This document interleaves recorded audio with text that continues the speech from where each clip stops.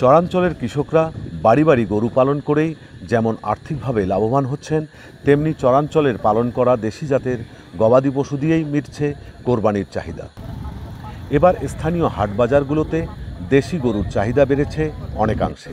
চরাঞ্চলের এসব গরু স্থানীয় চাহিদা মেটানোর পাশাপাশি দেশের বিভিন্ন অঞ্চলেও সরবরাহ করছেন ব্যবসায়ীরা।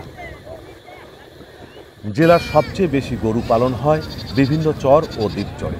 চরবাসী তাদের লালন পালন করা গবাদি পশুগুলো নিয়ে নৌকাযোগে চর যাত্রাপুর সহ বিভিন্ন হাটবাজারে বেচতে আনেন।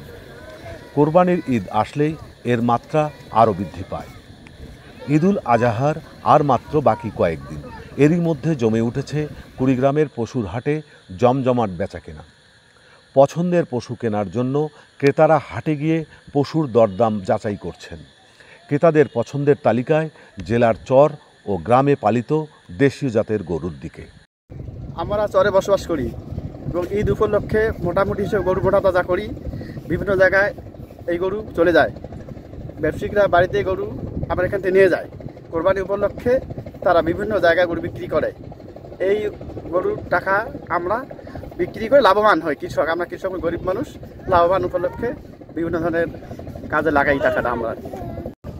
আমি এই গরু 1 বছর আগে কিনছি 50,000 টাকা দিয়ে। এখন খাওয়া দাওয়া দিয়ে ওরে মানুষ করছি, এখন 1 লাখ টাকার উপরে যাবে। ঈদুল আজহা কোরবানির জন্য এবছর কুড়িগ্রাম জেলায় প্রাণী সম্পদ বিভাগের পরামর্শ ও তত্ত্বাবধানে 28,000 খামারি 3,64,000 গরু, মহিষ, ছাগল ও ভেড়া প্রস্তুত করেছে। জেলার কোরবানির জন্য চাহিদা রয়েছে 2,16,000 পশু।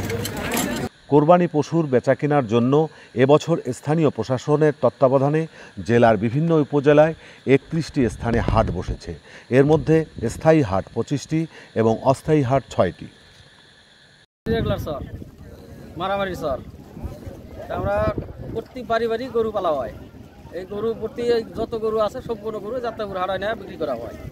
ঈদের সময় আরও গরু দাম বাইরে যায়, বেশি গরু উৎপাদন হয় বেশি। আরও আমরা প্রতি বছরই আমরা এই কুড়িগ্রাম যাত্রাপুর হাটে আসি।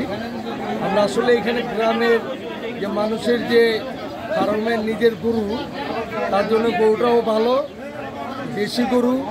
এখান থেকে গরু নিয়ে আমরা ঢাকায় বিভিন্ন হাটে উঠাই এবং যেই এলাকা থাকি এই এলাকার থেকেও অনেক মানুষ আমাদের কাছ থেকে গরু কিনে নিয়ে যায়।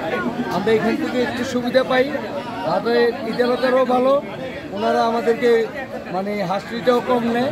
এখান থেকে গরু নিয়ে আমরা ঢাকায় সাপ্লাই করি। খামারিরা জানান, এবছর গরুর দাম কিছুটা কম হওয়ায় তাদেরকে লোকসানের মুখে পড়তে হবে। তবে ক্রেতারা বলছেন অন্য কথা, গত বছরের তুলনায় এবার গরুর দাম কিছুটা বেশি। জেলা প্রাণী সম্পদ বিভাগ জানায়, এবার স্থানীয়ভাবে কোরবানির চাহিদা মেটানোর পাশাপাশি দেশের বিভিন্ন অঞ্চলের কোরবানির চাহিদা মেটাবে কুড়িগ্রামে পালন করা গবাদি পশু। কুড়িগ্রাম জেলায় উত্তরবঙ্গের সর্ববৃহৎ হাট যাত্রাপুর হাট। এ হাটে চর অঞ্চলের গরু ছাগল দিয়ে আমাদের হাট বিখ্যাত। ঈদ উপলক্ষে প্রতিটা কৃষক তার স্বপ্নের লালিত গরুকে হাটে নিয়ে আসতেছে। বাট আমরা 2 কোটি টাকার ঊর্ধ্বে এই হাটটি ডাক নিয়েছি, কিন্তু সরকারি জায়গা না থাকায় আমরা হাট পরিচালনায় ব্যর্থ হচ্ছি। আমরা সরকারের দৃষ্টি আকর্ষণ করব যাত্রাপুর হাটে যেন একটি খাস জায়গা দেখে হাট পরিচালনার জন্য আমাদের সুব্যবস্থা করে দেয় এবং হাটে অনেক গরু আমদানি অনেক ভালো, বাট ক্রেতা আমরা কম দেখতে পাচ্ছি।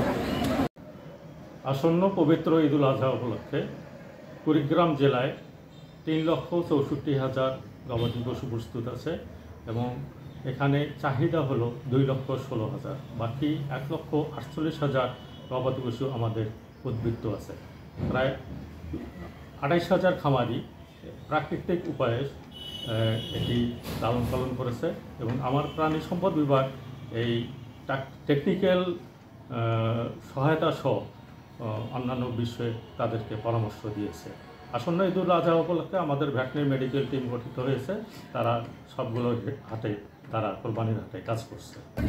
কুড়িগ্রাম থেকে শ্যামল ভৌমিক, ক্লিক চ্যানেল I 64।